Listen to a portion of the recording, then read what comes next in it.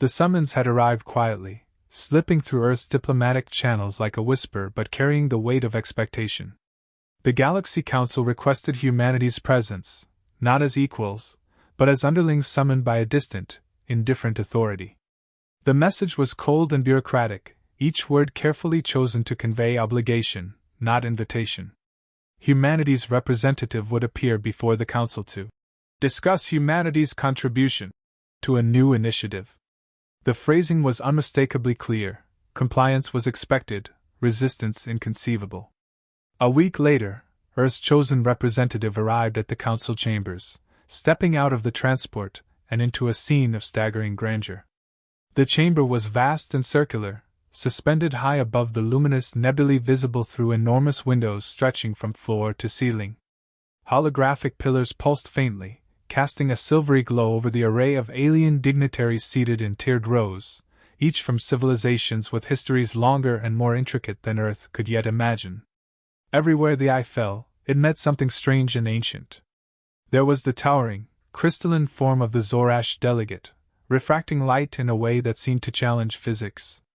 Beside it sat a member of the Athari, an insectoid race with translucent wings that shivered with each movement, emitting a faint hum. Across the room, the massive reptilian figure of a Zilnex lord loomed, arms folded as its yellow, slit-pupiled eyes surveyed the human representative with disdain. As the human took their place at the center of the chamber, an alien voice echoed from above, a disembodied, mechanical translation in Earth's language. The Council's purpose was simple, though it was framed as a request. Humanity would contribute resources, labor, and knowledge to a galaxy-wide initiative, a vast project requiring the cooperation of numerous civilizations. The human representative listened in silence as each alien delegate elaborated on their expectations.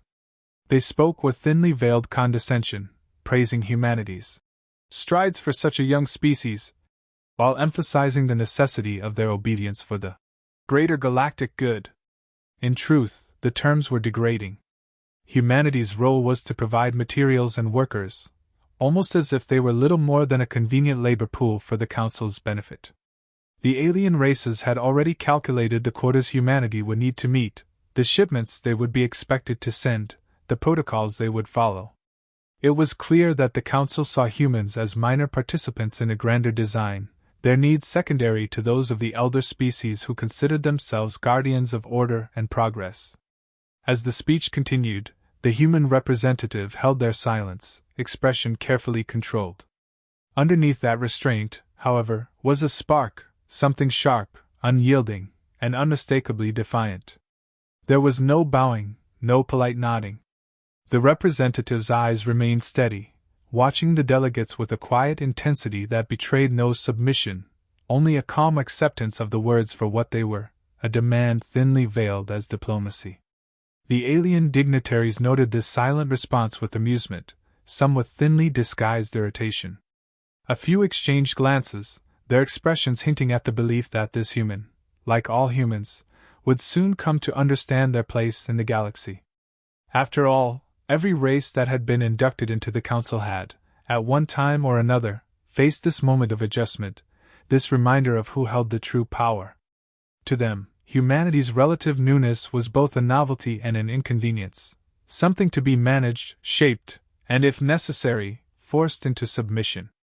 But the humans had grown tired of this subtle condescension, tired of being invited into the room only to be handed instructions without voice or choice.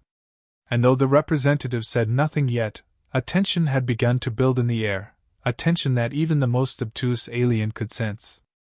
Back on Earth, humanity's response began to take shape in a quiet, high-security chamber. Around the table sat top officials, military strategists, scientists, diplomats, and technological minds, all summoned to address the Council's ultimatum. The stakes were clear: comply with the Galaxy Council's demands and accept a subservient role, or assert humanity's right to equality in the galaxy and risk the Council's wrath. Each face around the table was resolute, none showed hesitation. They knew this was a pivotal moment, a decision that would shape Earth's future on a galactic scale. The conversation was blunt. Total defiance would mean courting disaster, The Council's resources and alliances vastly outmatched Earth's. Yet full compliance was equally unthinkable. Humanity could not allow itself to be molded into a subordinate race, forever at the mercy of alien authorities. Instead, they needed a middle ground, an approach that would communicate strength without inciting an outright war. After hours of debate, a consensus began to form. Their response would be diplomatic in tone, but it would carry an unmistakable edge, a show of strength calculated to unsettle without provoking. The strategy evolved swiftly. Humanity would not come empty-handed. They would bring technology of their own, something unexpected. Over the years, human scientists had quietly developed a range of defensive and offensive capabilities, technology powerful enough to hold its own against some of the galaxy's best. Shields capable of deflecting energy blasts, stealth systems that could mask entire ships, and AI-driven defense drones. These were advancements Earth had kept concealed, unknown to the Council and all but a few trusted Earth officials. The Council had likely dismissed humanity as technologically primitive, reliant on outdated methods of warfare and defense. Humanity intended to use this misconception to its advantage, deploying a carefully selected array of technology that would make the Galaxy Council rethink any underestimation.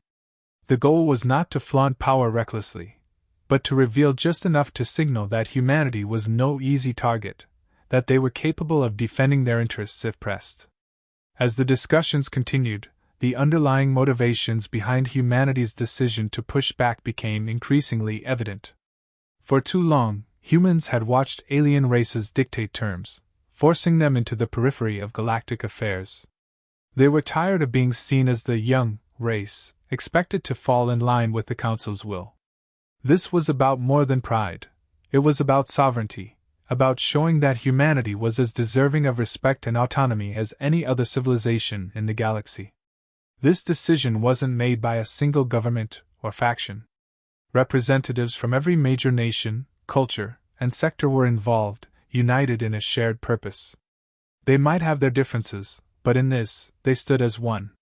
For perhaps the first time, humanity was unified under a common banner, determined to claim their place with dignity and equality.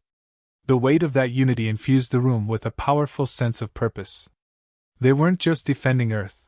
They were defending the idea that no civilization, however young, should be treated as expendable. As the strategy solidified, the representative was briefed on the approach and the critical details of the statement they would deliver. Each word would be calculated to project calm resolve, neither submissive nor overtly aggressive. The tone had to be just right, diplomatic, but carrying an underlying message of strength. This was to be a response that would resonate across the galaxy, leaving no doubt about humanity's stance. The final hours were spent in careful rehearsals, every phrase polished, every contingency discussed. The representative knew the gravity of the task ahead, the responsibility of carrying the voice of an entire planet before a council of alien powers. As the moment approached, a quiet determination settled over them.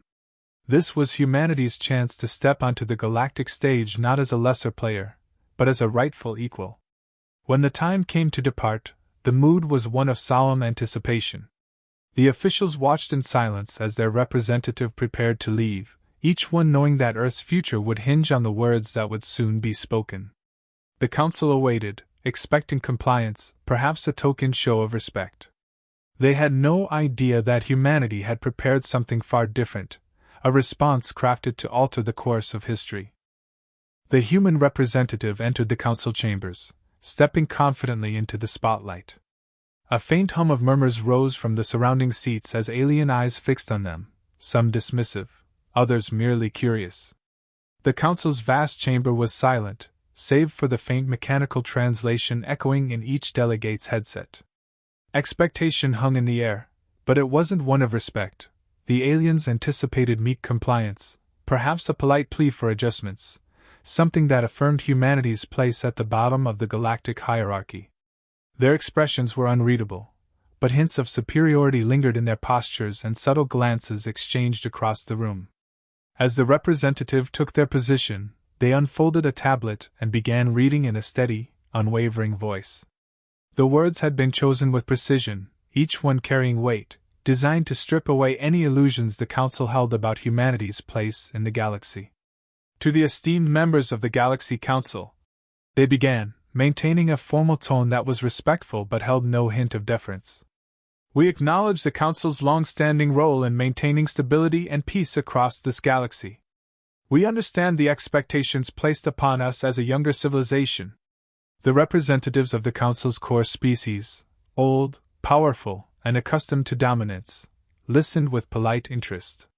Some leaned back, certain this would be nothing more than a formality.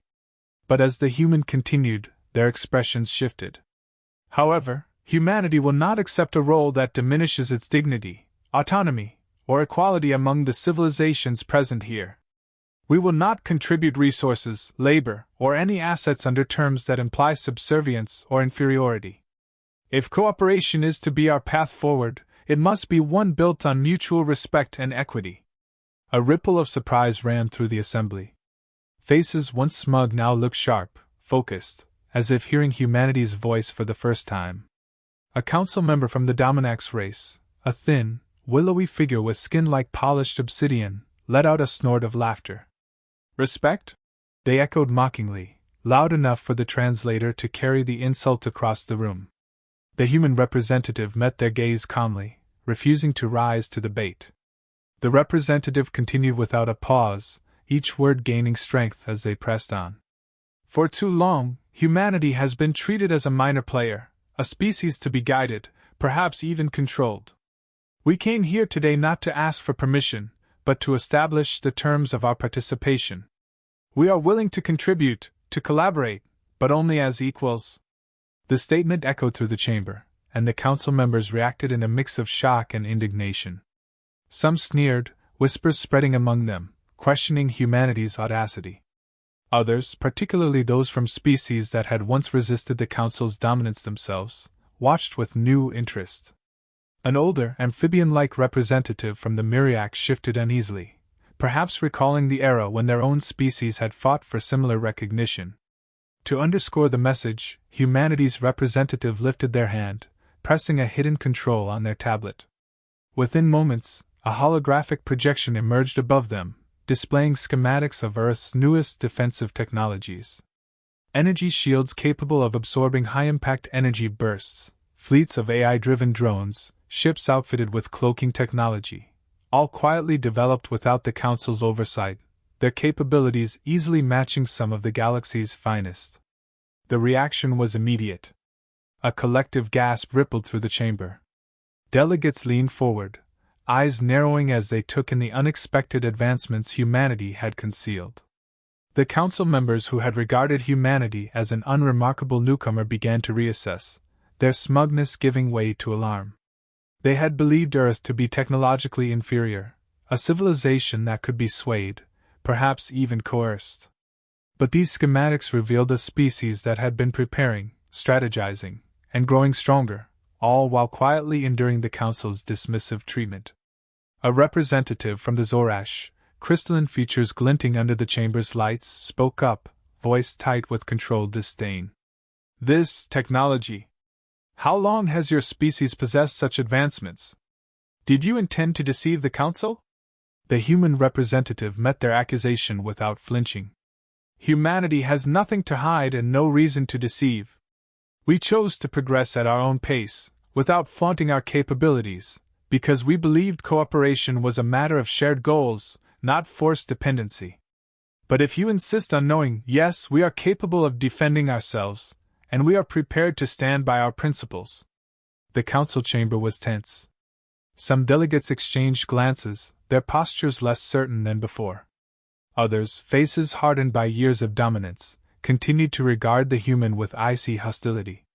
But the shift was undeniable. They had come expecting submission and found themselves confronted with a species that had quietly prepared for resistance. Humanity was no longer the pliable newcomer. They had proven themselves resilient, strategic, and unwilling to be cowed. A silence settled as the human representative finished, standing tall, unwavering. They had drawn a line, one that refused to be crossed without consequence. The council members now faced a choice, acknowledge humanity as an equal or risk conflict with a species that would not yield. The chamber was still in stunned silence after humanity's declaration, the council's composure fractured by the unexpected show of strength. But then, almost imperceptibly, the balance began to shift. A low murmur rose from certain corners of the assembly as alien delegates exchanged glances, some curious, others thoughtful. Not everyone present aligned with the council's heavy-handed approach. Some factions, often sidelined and marginalized in their own ways, recognized a spark in humanity's boldness, a reminder of struggles they had faced and overcome. The representative from the Aranir, a feline-like species with a history of defying council pressure, inclined her head slightly toward the human representative, a gesture subtle enough to go unnoticed by most but unmistakable in its intent. Then, a faint nod from the Eric, a small, scaled race known for their diplomatic acumen but often ignored due to their lack of military power. Bit by bit, these small gestures of support accumulated, signaling that humanity was not entirely alone in their stand. Seizing the moment, the human representative acknowledged these subtle allies with a calm, respectful nod. This was the beginning of an understanding, a silent alliance born out of shared values and unspoken grievances against the Council's dominance. Humanity had long observed that diplomacy often hinged on timing and presence of mind, and they now leaned into that wisdom, engaging each ally with words chosen to resonate beyond the immediate situation. We believe that every species, no matter its origin or resources, deserves a voice in the future we build together, the representative said, allowing the words to ripple through the chamber. It wasn't a grand proclamation, but it was a reminder, pointed and purposeful, that some factions within the council were all too familiar with being overlooked. Collaboration requires equality, not hierarchy. The council leaders bristled, sensing the growing solidarity. This was not what they had anticipated. They had expected to put humanity in its place, to reinforce their authority. But now, with every nod of support directed at the human representative, their hold seemed to loosen, the council's unified front beginning to fracture. Their power had always rested on maintaining control over each faction, keeping dissent fragmented and subdued. Humanity's defiance, however, had awakened something dangerous to that order, an idea that even the council's power could be challenged. One of the senior council members, a towering figure from the Dorax race known for their militaristic prowess, leaned forward, his eyes narrowing. "Your impudence is alarming," he stated coldly, his voice low but resonating with menace. "You do realize the consequences of refusing our terms, yes? The Galaxy Council has ensured peace through strength. We do not tolerate defiance lightly." The words were a threat, clear and unambiguous, designed to force submission. But humanity had expected as much and had prepared accordingly. They had seen that the Council's power often lay in its ability to intimidate, to make lesser species bend under the mere promise of retribution.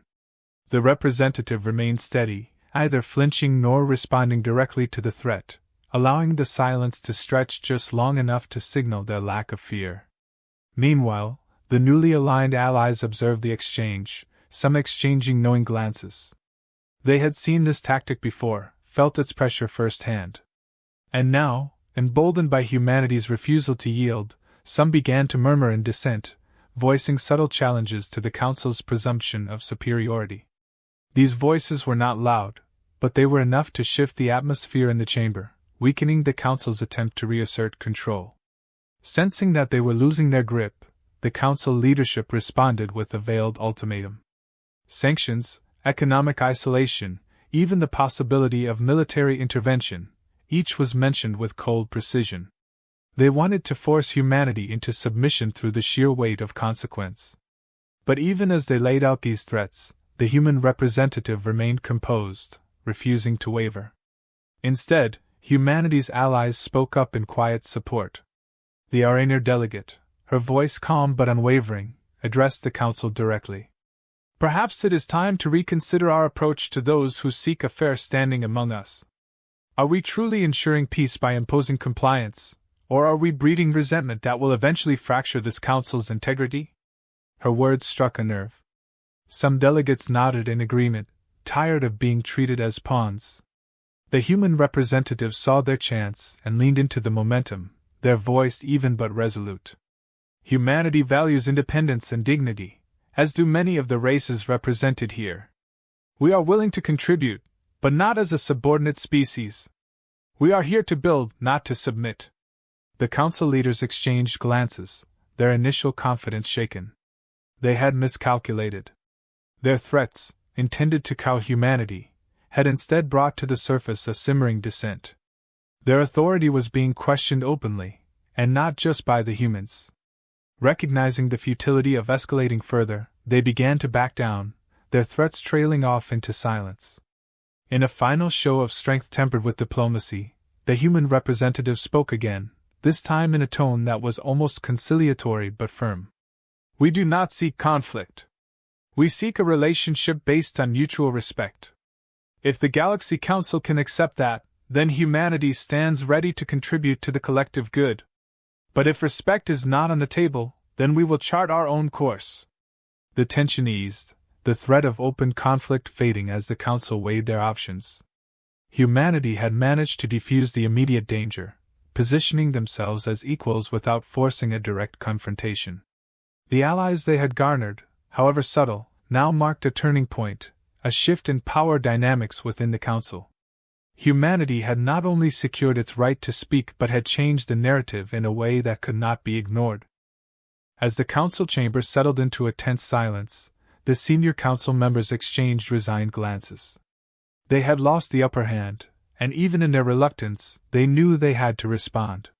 The human representative waited, calm and composed, while the murmurs of support from humanity's newfound allies echoed softly in the vast hall. One of the senior Council leaders, trying to maintain a dignified air, rose and addressed the assembly. After deliberation, he said, his voice steady but lacking its former edge, the Council acknowledges humanity's stance and respects their request for equal standing. The words were reluctant, forced, but they carried the weight of an official decision. The atmosphere shifted, and a quiet hum of recognition spread through the room. Humanity's allies offered subtle nods and smiles, acknowledging the victory. It was a landmark moment, one that would ripple through the galaxy's power structures. For the first time, humanity was viewed not as a subordinate species, but as a respected and formidable player in galactic affairs. Representatives who had once looked at humans with mild curiosity, or even disdain, now regarded them with a newfound wariness, tempered by respect.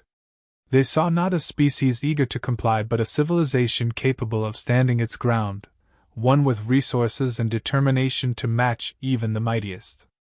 This shift in perception wasn't lost on the human representative, who met the glances directed their way with calm acknowledgement. Standing there, a sense of satisfaction washed over the human representative, mingled with a realization of the responsibilities that lay ahead. The victory was meaningful, but it was also just the beginning. Humanity had gained a seat at the table, but that seat came with obligations and expectations. They knew the road ahead would be far from easy. The galaxy was vast and complex, with alliances to forge, rivalries to navigate, and new challenges to overcome. Yet, as they considered the path before them, there was no regret, only a sense of pride in what humanity had achieved and the resilience they had shown. The human representative allowed themselves a brief moment of reflection. Today had marked a turning point, one born from centuries of struggle, unity, and unyielding persistence. Humanity had faced countless challenges on Earth, and now, those struggles had prepared them for the trials of a much larger stage. They had proven their mettle to the Galaxy Council, to their allies, and most importantly to themselves. They were no longer outsiders, no longer waiting for permission or acceptance. They had earned their place, and they intended to keep it. As they prepared to leave the chamber, the human representative took one last look at the council assembly. They saw familiar faces among their new allies, representatives from species who had found common cause in humanity's defiance. They exchanged nods of respect, silent promises of future cooperation. There was potential here for something greater than any one species could accomplish alone, and humanity was ready to explore those possibilities. The council members watched as the human representative turned to depart, and in that moment, something in the air had irrevocably shifted. The Council's long-held assumptions had been challenged, their authority tested, and while they hadn't openly admitted it, they understood that they could no longer dictate terms unopposed. Humanity's presence, once an afterthought, was now a factor to be reckoned with. And in that acknowledgement, the Galaxy Council itself had changed. Stepping out of the chamber, the human representative felt a surge of pride and resolve. They had come as petitioners, but they were leaving as equals. Behind them, the council doors closed, but the path ahead stretched open, vast and full of promise. Humanity had taken its first true step onto the galactic stage, and they were ready for whatever came next. The galaxy was now watching, and humanity stood ready.